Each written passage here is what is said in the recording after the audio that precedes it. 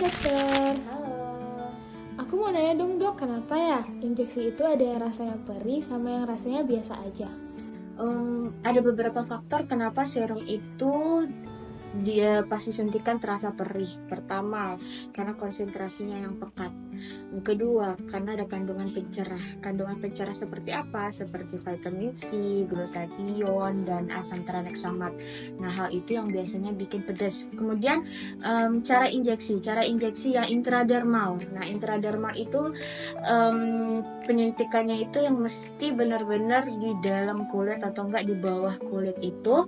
Makanya dia akan kebentuk bentol-bentol. Nah, karena kulitnya seperti di stretch, makanya akan terasa gitu. Tapi nggak akan seperih kalau misalnya memang ada kandungan pencerah seperti yang tadi disebutkan. Contohnya apa ya dok untuk injeksi yang terasa pedas? Dari klinik kita ya, misalnya ada skin booster, contohnya Rejuran.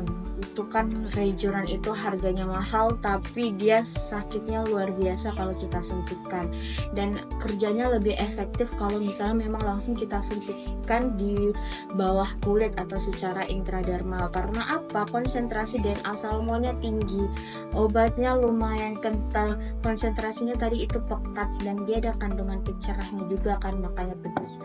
Selain itu, injeksi skin whitening dari namanya aja udah whitening, yang mana memang ada kandungan pencerah seperti vitamin C, glutathione, asam tranexamat, makanya rasanya itu lumayan perih. Apalagi dua-duanya itu teknik injeksinya secara intradermal kayak gitu. Jadi nggak ada skin booster atau obat dengan kandungan pencerah yang tidak sakit, tidak pedas saat disuntikin. Nah, ada juga skin booster yang tidak pedas. Nah, itu biasanya kandungan utamanya itu isinya hyaluronic acid, yang mana kita tahu kalau hyaluronic acid itu dia untuk melembabkan yang kayak begitu ya. Jadi ada contoh-contohnya di klinik kita, misalnya Ultra Derma Bright, Ultimate Derma Bright, Skin Booster Super Healthy, Skin Booster Luxe Glow European, kemudian Celaridem. Nah, itu cenderung tidak pedas karena isinya hyaluronic acid, dan teknik injeksinya pun berbeda.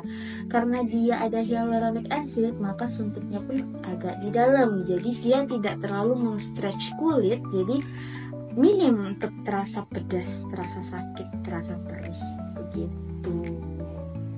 Lalu solusinya untuk yang benar-benar tidak tahan sakit bagaimana ya dok?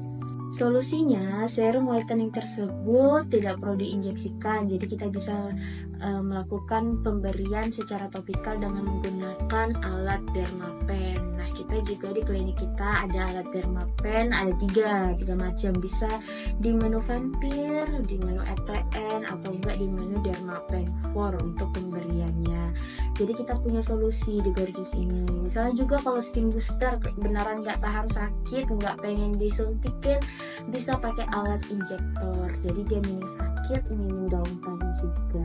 Sebagai evaluasi untuk menghasilkan hasil yang optimal tapi tetap nyaman di pasien, jadi kami tetap akan terus memformulasikan bahan pencerah tersebut agar minim sakit tapi tidak mengurangi khasiatnya ke pasien.